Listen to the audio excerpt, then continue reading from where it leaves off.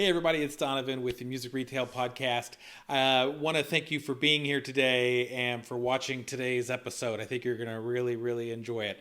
You know, my goal with the Music Retail Podcast is to interview people that are interesting, that have something to give and to share, that can help you build a better business. In order to make sure you receive future updates, please like and subscribe.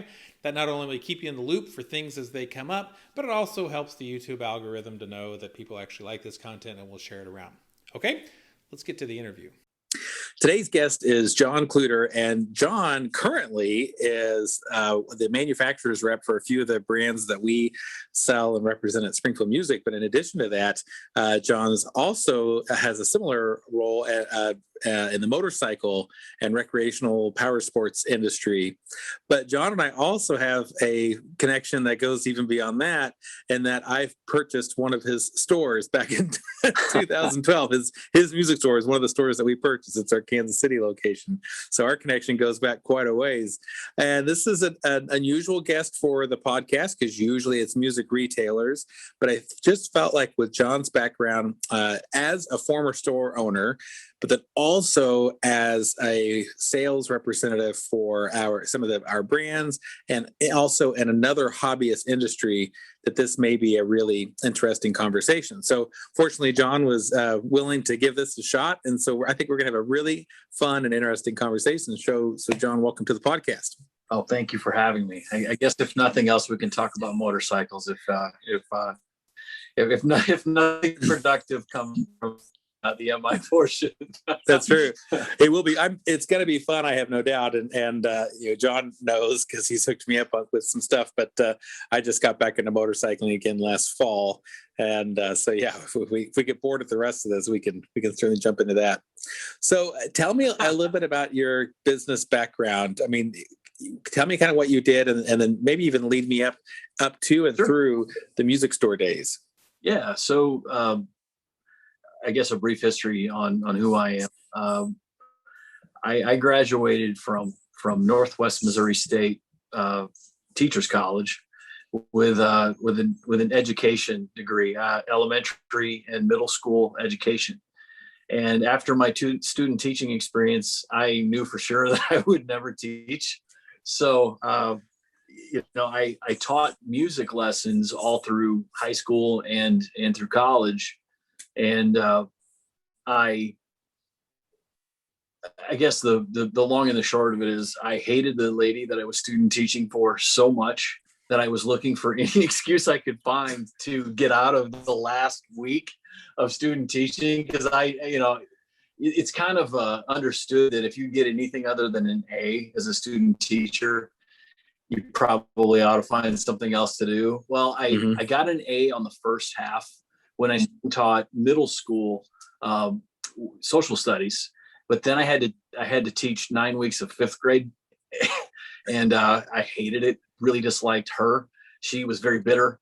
Was on the edge of she already had her the student taught in Iowa, so she had her IPers. She was already fully vested, and she couldn't be bothered. So I knew right off that it was not for me. And I was thumbing through. During my college, I worked full time at a shop that did everything, retailed everything from televisions to radios to white goods, appliances, things like that, and then car stereo equipment. I was the car stereo installer, and I didn't know what I wanted to do with the rest of my life. I just knew I didn't want to teach. So I started thumbing through a mobile electronics retailer trade industry magazine, and I found out this company was interviewing for reps. And I didn't really know what it meant to be a rep. I just know that I wanted to get out of student teaching. So this was back in the 90s when, fax machines were a thing. And I went to the payphone on one of my breaks during the day, and put a couple of quarters in the machine or in the payphone, and called this company based in Memphis, Tennessee, and they picked up on the other end and said, hey, they transferred me to the right department, and I apparently made it over the first hurdle, which was obviously low. But they invited me to come to Indianapolis to interview, which really was the goal. I mean, getting the job never even crossed my mind, but getting the interview and getting out of student teaching was really the plan. So I went. I ended up with a B subsequently in the second half of my student teaching because I skipped the last few days. She decided to punish me, and I was fined for that. So I ended up getting the job, and I was working for a motorcycle helmet and car stereo manufacturing company that had a direct, they were all captive reps. There were, I don't know, 30 or 35 reps at the time. I was 22 years old. I had a teaching degree, so I was purely qualified to be an outside sales rep. But I did at least have an aptitude because I rode growing up, and I installed car stereo, so I could at least sort of speak that language. Mm-hmm. And long story short, I didn't know what I was doing. I really sucked at it. And it's a good thing that my direct supervisor was demoted within 6 weeks of me taking the job, because they kind of left me out on an island for the better part of a year, all by myself. I was making a draw, which I thought was income. I didn't realize I was digging a hole for myself, which meant that a draw meant that I had to, it was a future advance on my commissions. Yep. So I subsequently dug a hole that was about, I don't know, 8,000, 9,000 deep, because I think my weekly draw was 350 a month. And the owner of the company, after about 9 months, figured out, well, we're paying this guy. Is he selling anything? So he flew out to ride with me and figured out that, at least I had a clean driving record, which was in my favor. And I was leaving my house and traveling and seeing dealers, which I guess was at least, in that era, that meant something. So right. He basically he sent me a 12 pack of not beer, but a 12 pack of Zig Ziglar and Tom Hopkins cassette tapes. And he said, instead of listening to music in between sales calls, why don't you try listening to these? So yeah. I did. And I figured out very quickly that if I asked questions, that I kind of knew where I could steer the conversation, that eventually it would go somewhere. And it did. So I made a sale like the first day, after listening, like, it's got to be the tapes. So I really committed to listening to these cassette tapes. And I figured out very quickly that if I did little things like went in with a polishing rag and cleaned off a dealer's helmets, whether they were mine or not, whether my brand or not, that I added value. And very quickly that within a couple of years, I had a 7-figure territory out of literally like 20,000 in total sales the year I took it. So within a couple of years, I had been promoted to the Western Regional Sales Manager. So by 26, I was managing guys that were old enough to be my dad and on retirement age. So wow. I had no idea what I was doing. I was fairly good at delivering our message, and I was a decent listener. And eventually I figured out how to manage people. I grew up in the Midwest, so by nature we're very passive aggressive, and we're really nice. So I guess that worked. And eventually, by the time I was 30, I knew everything, and I conquered all of the mountains in business. And I decided to open a musical instrument store with a college buddy who I played in the band with. So do something easy. Do something easy, like open a music store. Yeah. Yeah. So, why not transition into that? I mean, I played music all through, ever since I was 6. My mom taught piano lessons. I took guitar lessons. She fired me as a student after about 3 lessons and paid someone else to teach me. And very quickly developed a passion for guitar. And then, when I was 11, that I was never going to make it as a trombone player. So after years of trombone, they let me switch to percussion, and it was a butterfly in that sense. So I won a bunch of awards in high school, and ended up I was going to play jazz when I got to college.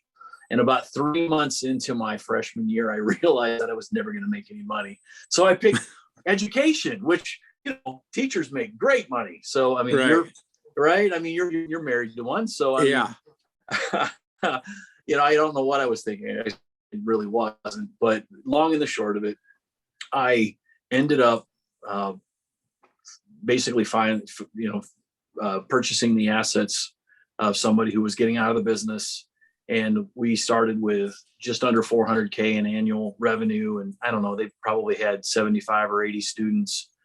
And we thought, well, this is our playground.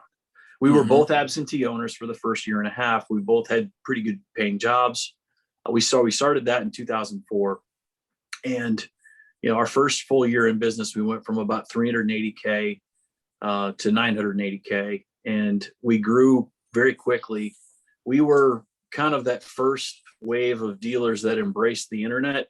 I didn't really realize at the time that I needed to actually turn a profit by the time I, paid UPS, paid eBay or Amazon or whatever, or paid, the hosting fees on our own site.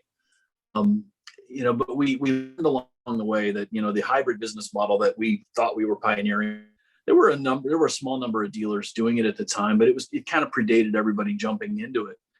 And we knew we were never going to compete with the biggies, the, 123, Musician's Friend, all of those entities that were ended up being swallowed up by one. Right. But we made a comfortable business out of it. And I think we peaked with our online business at about just under 2 million annually. But all along the way, we realized after about 6 months that, we need to stop buying for ourselves. We were buying as though we were going to buy in the store, because indirectly we had. And, right. You realize at that point that, maybe you ought to focus on some entry level gear. And, we really didn't do any band and orchestra at the time. We were focused on being a rock and roll shop, and that's all we knew. We knew that to try to be a jack of all trades, we wanted to focus in the Kansas City market at the time. There was really only one other strong player in that genre or that type of business, and they were a substantial distance from us. So we felt like we could do it. And we were part P.T. Barnum and part uninformed, and we did everything we could to promote ourselves, and shamelessly we did all sorts of weird little we worked. My business partner was a radio DJ, so we worked with a local radio station, and they came up with this cockamamie idea that we were going to set the world record for the number of guitar players playing Smoke on the Water.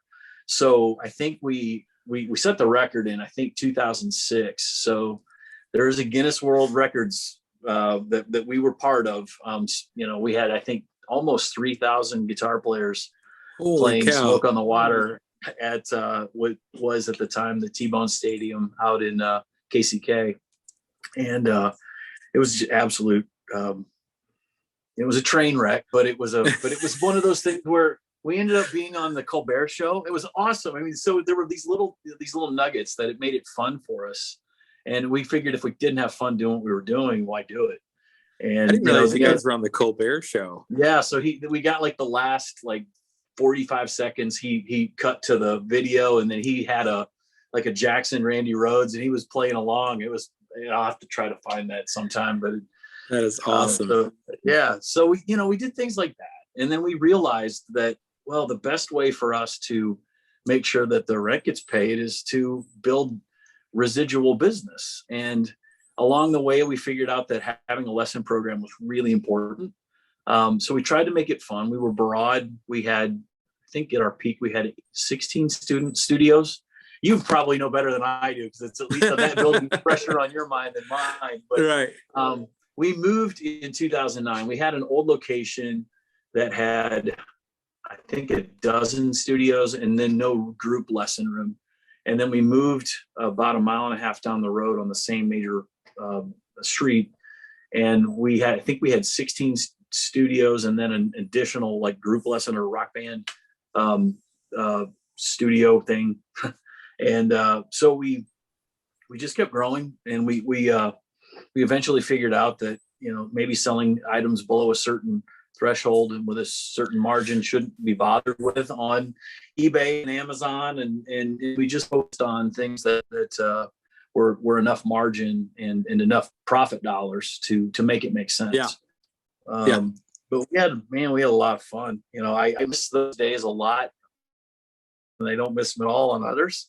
But the one piece that really, I take away from that is how much fun it was to see a kid, especially somebody who maybe was a bit of a social outcast at school, or just they hadn't yet found their place that they fit in. And, this was a bit of a refuge for them. And see that magnified and multiplied, see them blossom as they grew up. And, I can remember vividly some of the first, kids that started and that couldn't play. And by the time they were done taking lessons with us, they were out gigging, and they were good, and they were making money. Yeah. And they were, and to see that and to know you played some small part of that is so cool. Probably our biggest one that we can sort of lay a little bit of claim to is Samantha Fish, who's a superstar now in the rock and roll blues. She is the creme de la creme. She's at the top of her game. She's one of the biggest draws in that type of music.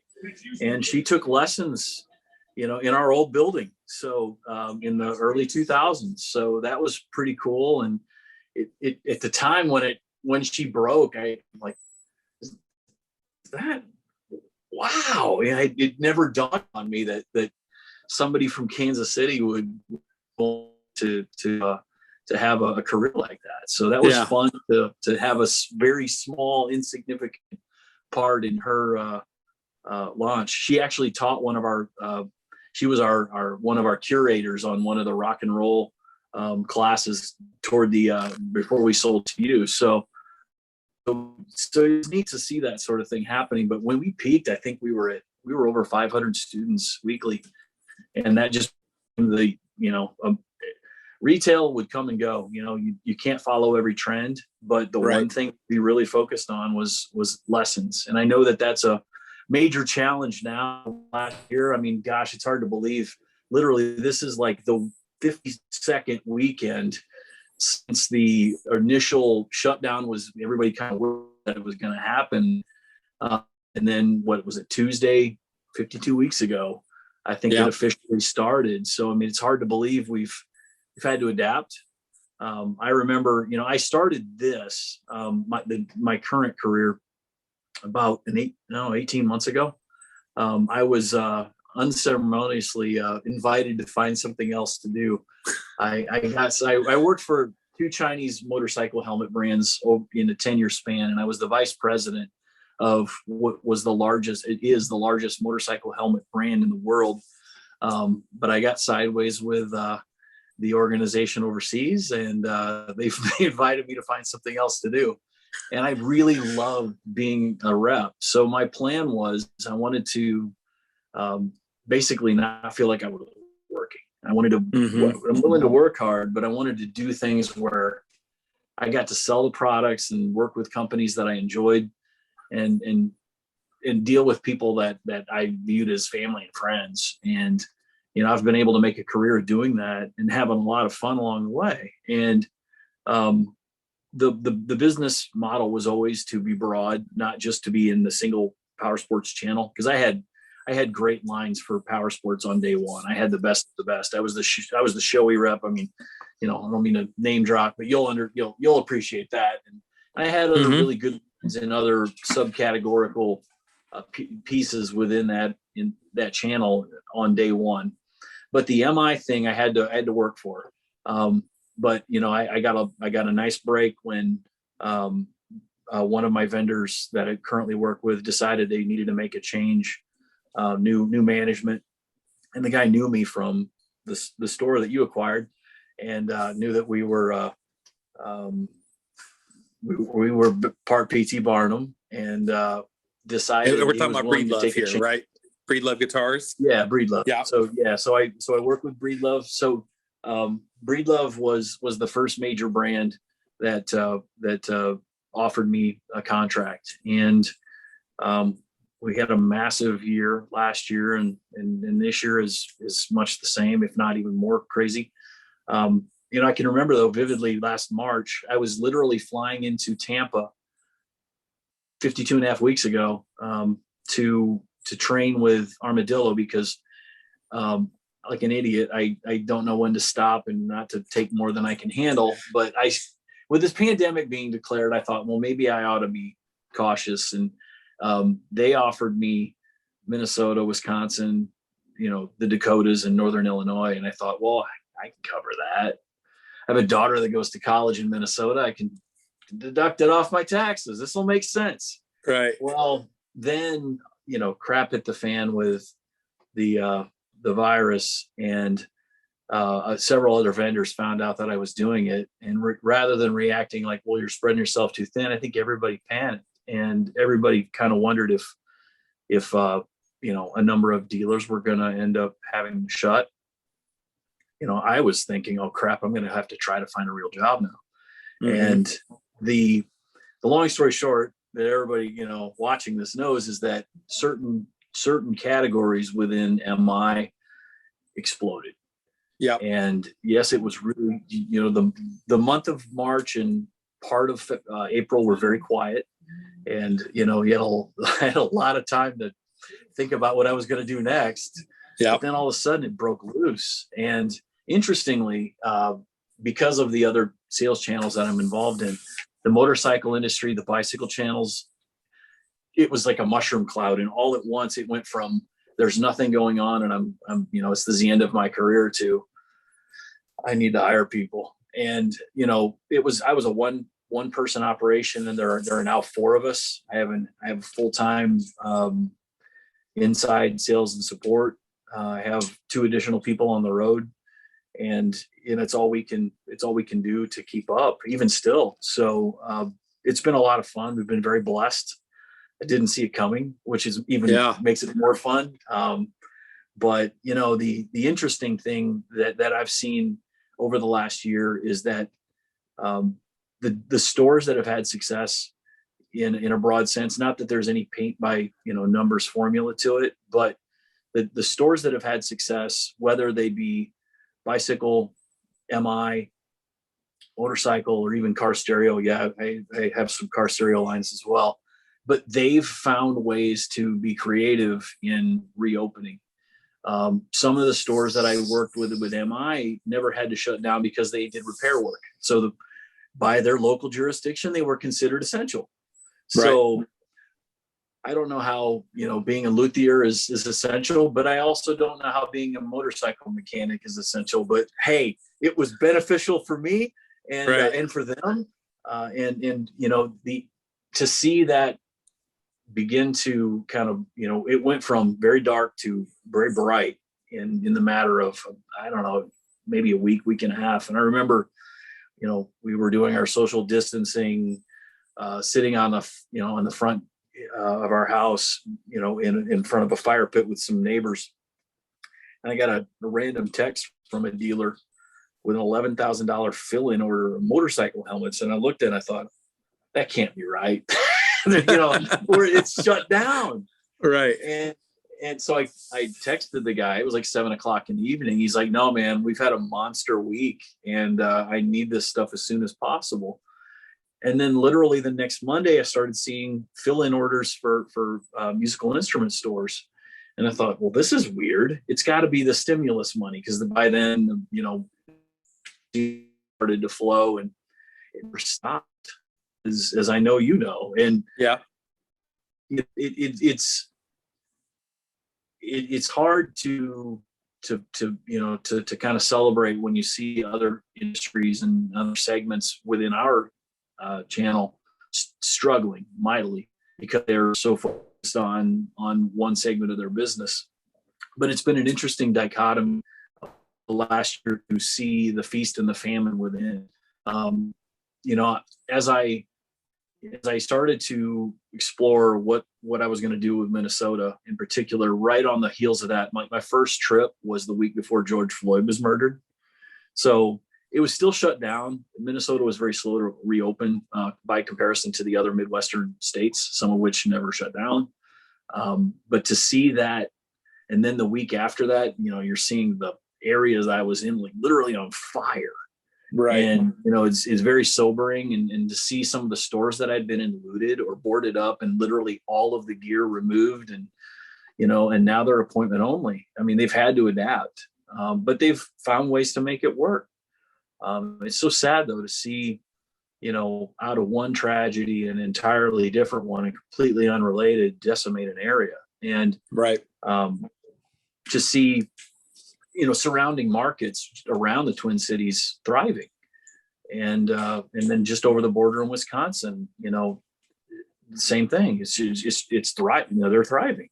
Mhm. So, I guess, I feel like I'm doing all the talking here. I don't know if this is what, but it's like sitting on the couch and confessing. So, for me, what I saw some dealers, look, and there's no handbook on how to get through this. And that was here's how to get through a global pandemic as a music store. Right. Right. My I could write wife, that book now, though. I could totally write right. that book. I know, and I'll write the foreword. I mean, this is great. I mean, but the interesting thing about it for me was to see how people were adapting, and you're making it up as you go. I mean, well, do we put it's funny and it's almost cliche now, but how many hi-hat stands I've seen with a little pumps of hand sanitizer on the, like, I bet if I just started marking, I bet I saw at least 50 of those all around the Midwest. And I mean, what a great idea, but it draws your attention to it. It's a forward way of letting people know that, hey, we're taking precaution, and it worked. So, but those little things were cool. To see different protocols that stores had where they were quarantining. One of the weirdest things that I saw, and this is a funny story that I'll tell because you'll appreciate it, on the motorcycle channel, Shoei, which is like the most expensive helmet brand on the market. I have a dealer, like their wall was decimated, and I was so excited because I thought, I'm going to write a huge order. And, just like literally there were like, I don't know, a dozen helmets missing. And, for those of you that care, like a Shoei helmet, compared, a lot of helmets in the market are like $150, $200. Like a Shoei helmet, the least expensive helmet's going to be $400, and nobody buys that one. Everybody buys at least $500 and up. So the helmets that we're all missing were in the $500 to $800 range. And I'm thinking, this is a great order. Until he told me, he's like, yeah, they're all in quarantine in the back. I said, what? He's like, yeah, some guy came and we weren't paying attention and was trying everything on, and we didn't know what to do. So we just figured if we put them in the back and left them there for a week, they'd be okay to put back. But I mean, that's what I mean. Everybody's had to kind of adapt and make it up as they go. The interesting thing that I've seen with a lot of combo shops is certain parts of the territory that were more shut down than others.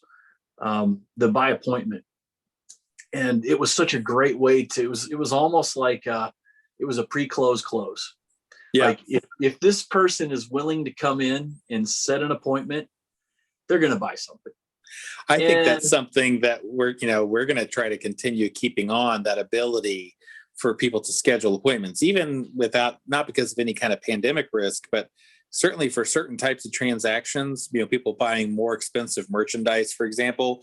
Absolutely. Having that dedicated time where they can make that appointment, so you can make sure you have the appropriate selection and it's set aside for them, and in an area where they have some privacy and can spend their time playing it. I think it's a much better customer experience, and it's going to help us to close more sales and be able to increase our average sale through add-ons and so on and so forth, to be prepared and create a very special, memorable experience for the customer too. No question. And, to see that, bear out. And as you said, I mean, this store in particular that I'm thinking of, they have adjusted their hours now, even though everything around them is open back up. And this is a state that has actually lifted the mask requirement, which is almost laughable.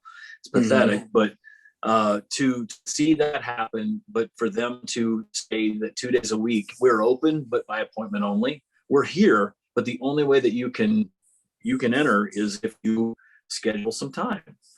Yeah. And you're going to have some people that get upset because they just needed a set of strings. And I guess you can bend the rules for things like that. But, if somebody's coming in to spend money on a $4,000, $5,000, $6,000 instrument, or even an instrument that is not in that price range, but somebody that is more discerning, look, we have to do everything we can. I mean, prior to, COVID-19, the most talked about thing in most industries was, there was a time when I viewed other stores in our market, in the Kansas City market, as of my competitors.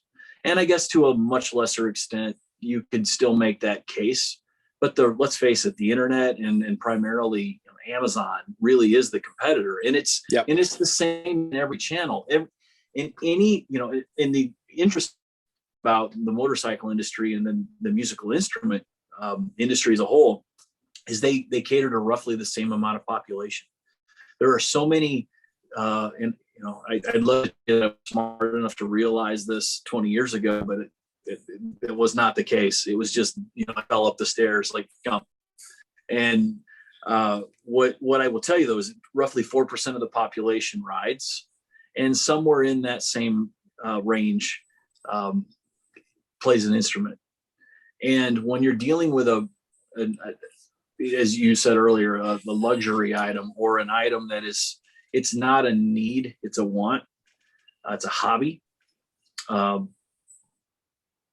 You have to find ways to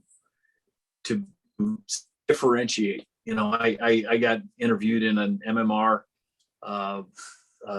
thing several years ago, and I totally lifted this line from someone. But if you don't use if you don't toot your own horn, someone else will use it as a spittoon. And that has always stuck with me. And I actually had a conversation with Ernie Langsford, who works for one of my vendors. Wait just a minute. That I have never heard. That resonates with me so much because we do a terrible job of tooting our own horn, and for years we'd have a competitor that was especially good at doing that on their end, and it would always just frustrate me to no end. But oh my gosh! So give me, what was that again? If you don't toot your own horn, someone else will use it as a spittoon. That is so good. So, all right, sorry, carry on. No, I'm gonna write this down as you're going on. I'm gonna take ownership of that, even though I stole it from somebody. I love it. It was but it's so true right now. And look, we live in an era where people want instant gratification, and if they click it, they expect it to be at their, if they click on their phone, they expect it to be at their door the same day. Right. I can vividly, some of the employees that we've shared in the past, I can, vividly remember. I'm still friends with Arnie, and he's actually doing some guitar electric work for me, because the one really flawed part of my guitar repair skill set, and it's really, really bad now, is the electrical part. I get in a hurry and I just lose my patience, and I end up, with a soldering mess that looks like Jabba the Hutt, sat on top of a potentiometer. And and Arnie's great with it, because he's able to clean up my mess and usually says something underneath his breath when he does it. But I worked with Arnie. Arnie's a Vietnam vet, and Arnie kept me grounded, because he was. I don't think he realized he was doing it at the dreamer. Pat, my old business partner, was a dreamer, and we would throw ideas against the wall, and even if they didn't stick, we'd try to make them stick. And it was good to have somebody, once in a while, kind of pop a hole in the balloon and say, you know what, that's a dumb idea. Yeah. But the flip side of that is, throwing it against the wall like that over and over and over again, once in a while you do have one that works. And those are the types of things that I see good ideas put into practice, and then other people borrow them. And look, I mean, if you're not, I worked with a sales trainer 20 some odd years ago who used to say this in every sales training, like the company I worked for at the time, that helmet and audio company, used to do these little hotel seminars for our dealer base. We were a dealer direct brand. We were high margin, high profit margin, no internet, no mail order allowed. So, you know, it made a lot of sense for these retailers to buy. And we were very prominent in those categories. But he used to say something, and this stuck with me. He said, if all things are equal, what are you as a retailer doing to not make yourself equal? And I've seen more over the last year to not be equal to Amazon. You know, we have, you know, the large Home Depots, not to pick on the box stores, but they had it easy in March, April, and May of last year, when those of us who have struggled to figure out how to keep people safe, how to make other people feel safe, and you know, being mindful and cognizant of that taking place. You know, when I see a house of worship that can't meet, but I see the parking lot at a Home Depot way more full, and people, you know, standing out at 12 checkout lines, 6 deep, how that's fair. And not to pick on Home Depot. I mean, they were off service and they were considered, but to find unique and interesting ways around how local jurisdictions or even state entities got in the way. I mean, I won't mention him by name because I don't want the state of Kansas to you know, to pay him a visit. But I have a dealer friend who was open but not open, and literally almost every day they would receive a random phone call from a blocked number asking if they were open. It was almost like they were trying to be duped into saying, well, yeah, we're here and we're open. It was, no, we're open for curbside only. They would hang up. And it was come to find out later that it was somebody local who worked in local city government, who is literally just looking for fights, calling all the retailers in that area of town, trying to catch somebody and slip them up. And I mean, really, that's where we're at. I mean, Yeah. You know, go pick on, you know, somebody else, but to see that sort of thing happening, and to know, I mean, to actually have that happen. Yeah, that's you know, Kansas for you, though. Fortunately for this, yeah, that's Kansas. Fortunately for the dealer, that's our experience in Shawnee. Like we've got the most militant fire department inspector I've ever heard of, and we get inspections more there than any other location combined, times 5. And she's ultra picky and petty, and it's just unbelievable the stuff that she comes through and finds. And I'm just thinking, like, can you just go do something productive? Like, I mean, we're running a business here, and the stuff that she criticizes is so small and silly, you know. It's, gosh, how has this ever hurt anybody? And these people can fine you or shut you down, you know. Yep. Super frustrating.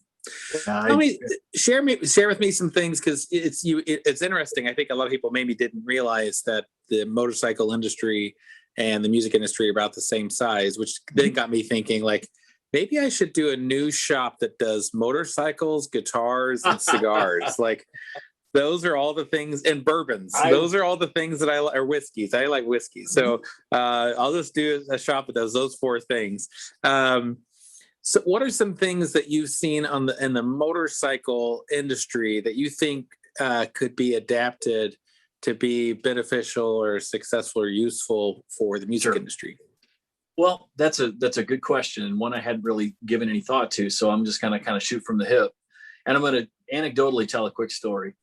And again, you'll hear my kids make fun of me all the time because I have all these little cliches, these little sayings, these things that you know, if you look too deep at them, you'll realize how shallow I am. But beyond the you know, the joking, they make sense. And if you just write down a couple of things that I say today, I think they'll serve you well if you've never heard them. Retail is deal. Yeah, we had a little garble on the internet there, but that was retail is detail. Yeah, retail is detail. And what I mean by that is, I had a guy, you know, the same sales trainer used to say, if the lights went out in your store today, and it was dark, you know, it was night, would people break their neck trying to find their way out of your building? And, you know, I thought, well, what does he mean by that? And basically the gist of his, the gist of what he was getting at is your store clean enough for me to shop at? And I can tell you countless stories in every channel I do business in, where not only would I not, if I spilled some food, not only would I leave it there, it would probably blend right in with whatever else was on the floor. But likewise, there are other stores, or just the opposite, I should say. There are other stores where you can't help but want to spend money there. And I mean, I'm not just paying you this compliment because you invited me on, but your Springfield location is one of the nicest brick and mortar retail stores in any of the channels I do business in my territory, in 9 states. Oh, wow. And, wow. Thank you. You know, and I've told Dave, your store manager, that, and I was there not that long ago, and he was griping about some work that a contractor was not doing very well. And I said, you know, had you not pointed it out, I probably wouldn't have noticed all of it. But the fact that you guys took that seriously and you fired the guy halfway through the job says a lot about, you know, you making sure that the store is presentable to someone who's willing to spend their hard-earned money with you. Yeah. And, you know, some stores do a better job than others, and some of it comes down to square footage and, you know, just the layout, and maybe they're tied into a lease, or maybe they own the building and for historical reasons they can't, you know, remove a wall. But to take, you know, I guess to really kind of get back to the question you're asking, the best shops that I do business with, especially on the motorcycle side of the business, are stores that I don't want to leave. And by that, I guess, I mean, if it looks like somewhere that I would want to hang out, you're more than likely going to take my money. And I'll give you a great example. And to anyone watching this, I highly recommend you go into this store. Please let him know that I told you to, but because he can be kind of grumpy, and I hope he sees this and watches it. But there is a motorcycle parts and accessories store in Manhattan, Kansas, of places, that is arguably the coolest retail shop in my territory. And if I had a 10th of the memorabilia and the pinball machines and all the neat stuff, I mean, his entire retail operation, it's a base level with a mezzanine, and it's full. And sometimes it's hard to tell what's for sale and what isn't. But that's kind of the charm in it for me. Like, it's clear, like, especially with his consumables, like when I say consumables, that's like oil, like that. It's just like guitar strings or reeds, picks, that sort of thing would be. But that stuff is unmistakable, and you know where it is. It's merchandised well. Everything is where it's supposed to be. It's not out of place. It's clearly marked. But there might be a picture of Steve McQueen in the forefront, and then maybe a photo of him, Bill, the owner of the store, with a famous rider, you know, or some action shot of Bill on a racetrack. And, you know, to have the ability to make your business your playground, if you will, is something, I guess, you know, that to me really speaks, because you can kind of, you want to go there and spend time there, and you know, leave your wallet in the car, you know, or else. And the same thing can be said for certain music stores that I do business with. Yours being one of them. Is it okay to mention stores that I Yeah, would please. recommend? Yeah. Okay.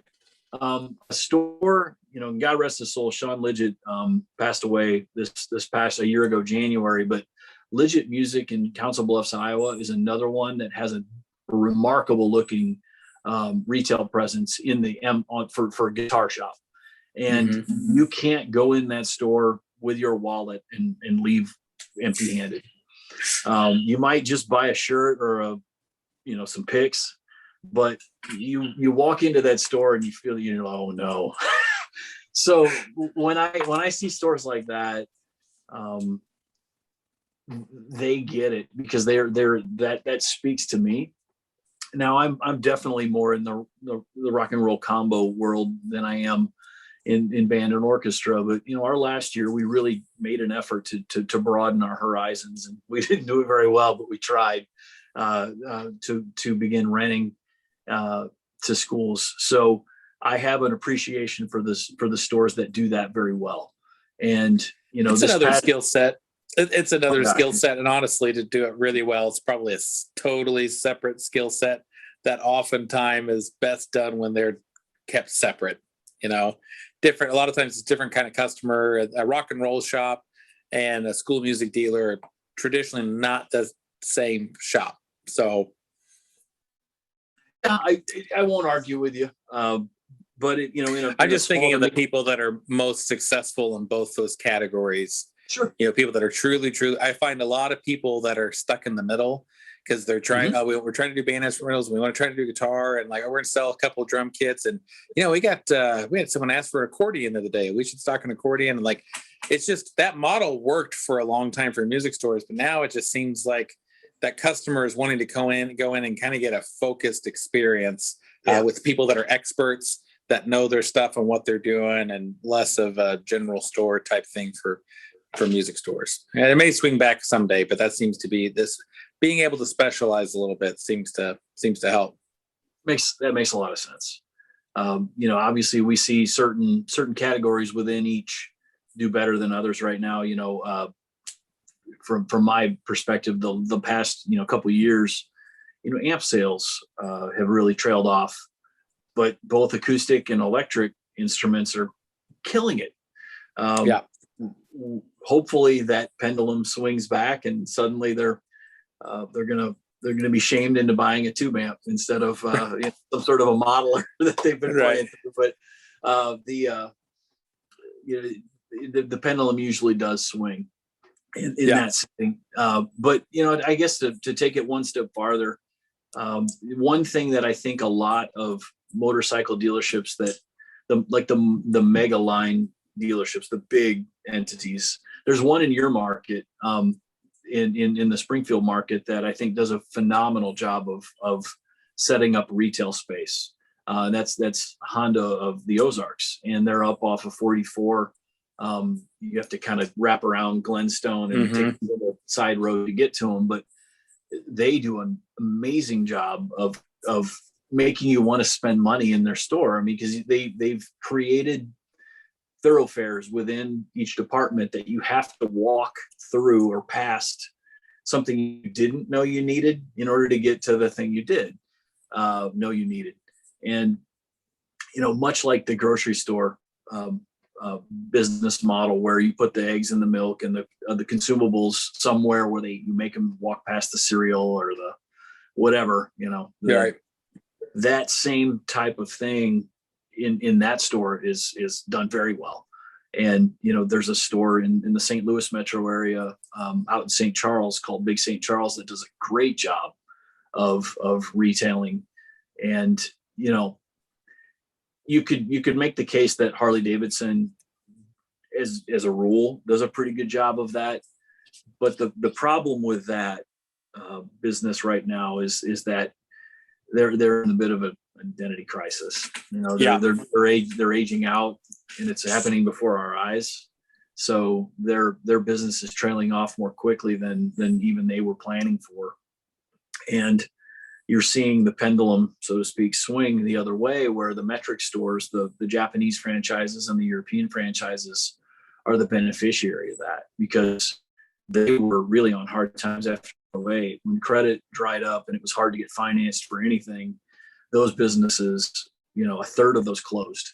Going back and racking my brain now, I don't remember that level of mass culling in MI in 08 and 09. It was tough. I mean, we lived through it and we made it through it. Our best. I was talking to somebody about this the other day about ecom, because the other part. So my business name, virtual marketing, was actually created because I needed to name. I had a 1099 contract with several. I kind of fell up the stairs, so to speak, with Amazon, and I became the face of Amazon for several brands in the automotive and motorcycle channels. Most of them didn't want to sell to Amazon. They wanted to control their branding message. So I started this entity back in 2014 or 2015, and I became the face, of some high profile brands, to fly to 9th Street in Seattle multiple times and, negotiate, trying to get past certain obstacles that were in the way of brand registry and controlling the message. And, as much as I despise Amazon and everything it represents, I also understand that it can be a great tool for independent retailers to use if harnessed properly.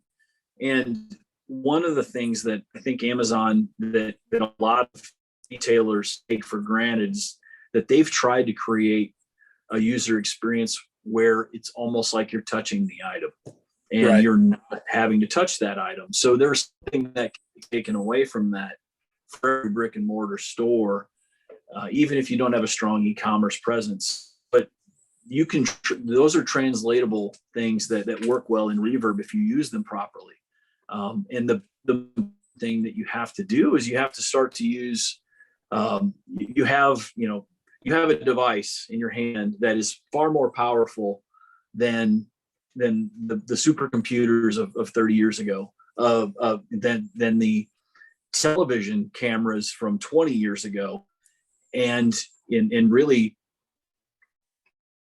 to tie that all together using an app that might cost you 99 cents on an app store, you can create content for your website, for Reverb, for any number of channels, whether they're social platforms, and those are ways of touching your customers. And, the use of, as much as I hate Facebook has become, for a number of reasons over the last 5 years, the last two major election cycles, there's an awful lot of great opportunistic free horsepower at your fingertips if you're willing to invest time in learning how to use it. And things like Facebook Live and how they developed that to basically create it would bypass any algorithmic based wall settings that you have in place, where all of your fans of your store are notified instantly when you live. So then taking that content and then saving it, most retailers don't know that, and there's nobody out there telling them that this exists. Now there are some great seminars that NAM provides, but obviously if you don't go to them, you can't be benefited by them. So there's so much good free stuff. You don't have to spend pay-per-click money on Facebook to create new customers. Now it's a great tool. When we had the store, we decided to experiment with pay-per-click, and we picked on certain zip codes around Shawnee, Kansas, on specific likes that they had on their Facebook pages, on everything from the type of car they drove to the type of music they listened to. And we were effective at driving traffic into our lesson program using things like that. Now, it's a lot more difficult to do that now than it was in 2010. but there are plenty of opportunities that you have at your fingertips to take that content, deliver it, and then, what you can do with your phone at this point to edit down a video, a product demonstration of a new item, honestly, it's unbelievable. And to be able to record in 4K and then render and have it uploaded onto your Facebook page within 5 minutes it's dumbfounding. Yeah. But those types of things exist. I mean, and the fact that we're using a medium right now that a year ago, we probably thought this was a novelty that, I'll never use that. Now I can't count how many Zoom meetings I've had to be part of. But it's nice to be able to take this information and as we've seen consumers convert and become complacent with their brick and mortar. They don't want to leave their house. You got to meet them where they're at. That's exactly right. I'll give you an example of a store in a small market out in the middle of Nebraska that decided a year ago in the middle of this pandemic that they were going to start doing free home delivery within like a 20-mile radius of the town they were in. And it was a little Tri-Cities area with like the combined population was probably 75,000 within this little range. And they were very effective at making themselves, going back to what I said about if everybody's equal, they gave themselves a leg up on Amazon because you were actually buying from someone you knew. You could have it in the same amount of time or even faster. And chances are, if you called, or even if you didn't, and you got online and you bought it on their website, they might know that that's not the right thing for you. And they can proactively reach out to you, say, is that really what you meant to do? Mm-hmm. And by the time you had it delivered and you were disappointed because it was there and it wasn't what you wanted, they could make the change and deliver it. Now, did it convert a lot of sales? Yeah, enough to justify doing it. But the big thing that it did is it got talked about and other people shared and reshared that information, and they found something that worked for them. They were far enough away from the major areas of the, as far as population, that they gave them something that really allowed them to stand out. Yeah. There are opportunities like that all over, but let's face it, we all get busy. We try to do more with less. And, we tend to focus on the immediate, fire we have to put out, and we don't take the time to, maybe take a step back. And yeah, I think I always had that phrase, turn around. I've always been doing less with more. If you're supposed to be doing more with less, that makes so much more sense now. All right, so let's do some kind of rapid fire here. We'll bring this thing to a close with a couple of quick questions here. Personally, what would you say is your biggest asset? I work really hard. And that's what's your worst habit? I'm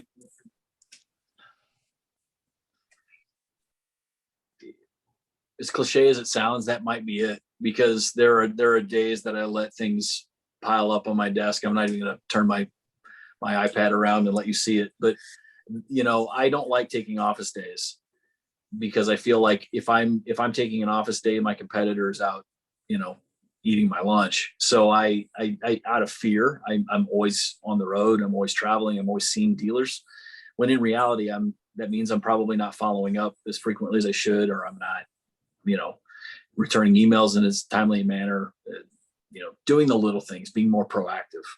Right. Yeah. What was your biggest challenge and how did you overcome it?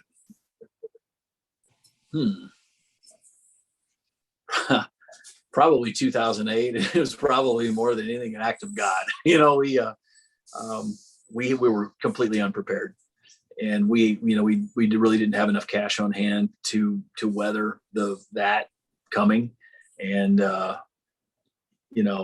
guess if I had to say any major challenge, that would probably be it. Yeah.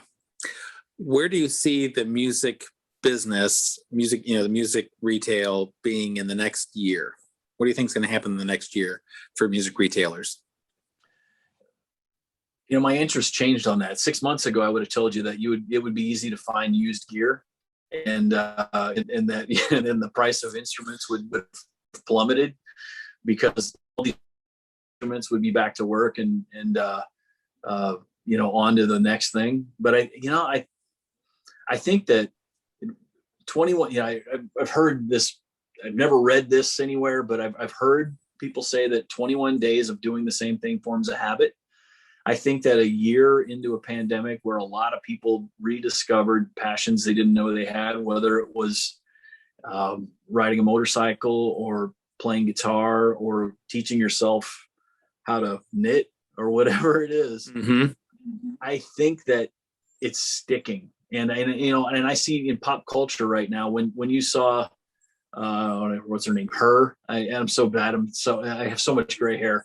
But like when you look at obviously we're in the Midwest and, big Kansas City Chiefs fan because you almost have to be. I'm pretty sure that I signed some contract that said I would be if I lived here. But the AFC Championship game, D'Angelico Endorsey, who has his own signature model. I'm a D'Angelico rep, by the way, as well. I'll throw that little nugget in there. They had a kid play the Star Spangled or the Star Spangled Banner to begin before they do the flyover over Arrowhead. Mm-hmm. And then in the Super Bowl, some artist named Her, who I guess has her own signature strat. She was a great singer, and then all of a sudden she's like shredding an amazing, beautiful, very articulate but musical solo over America the Beautiful, or I think it was. And like, I'm seeing guitar and I'm seeing rock and roll. I'm seeing music again. It's not just somebody pushing a button on a, old man in the front yard, get out of my yard. But I'm not seeing as much you're seeing a convergence of what people who are more recent to acquiring a taste in music and to old farts like me, who think that it's gotta, you have to play an instrument to make music. And you're seeing the convergence of that. So I guess to answer your question, that was a long pre-answer. I think that maybe we're on the cusp of a new renaissance in music and people wanting to get re-involved. I mean, this past year we saw Eddie Van Halen pass away.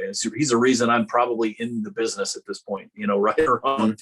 And then you've seen other artists, in the past, whether it was Hendrix, have that sort of an influence on people, even in death. I think we're on the cusp of some big things. I'd love to see it positively impact the percussion channel. That is an area, a very depressed area of the market right now, as I see it. But I really believe that as long as we can keep music back in schools to some extent this coming fall, and that we get back into some sort of a regiment like that, it's gonna blossom. I think that there's enough people playing music that there's going to be good songs written. There's going to be I think maybe I think the market is so starving for live music at this point of all kinds that people are falling in love with it again. That they've taken a step back from our lives, which are all so busy, and we're so focused on that stupid device in our hand that we're looking around and we're looking beyond it. And, taking it, as cliche as it sounds, stopping and smelling the flowers. And I know that, for the first time since prior to owning a musical instrument store, I'm probably going to pay and see some shows as soon as I can get out and see some shows. Because I'm starving for it. And I've even thought about starting a band again. I'm like, I want to play. I mean, I play in church, but that's really the only outlet I have at this point, and I miss it. Yeah. So to answer your question, I think that over the next year, I think the business is going to be stable. I think that we'll start to receive some sort of recovery in the lesson portion of the business. And I sure hope that we start to see the band and orchestra side of the business stabilize and regain its spot. I feel very confident that we will. Last year our directors left for spring break and never came back, so they couldn't recruit. This year they're able to recruit. I heard from one of our school districts that instead of starting one beginning band next year, they're starting 3.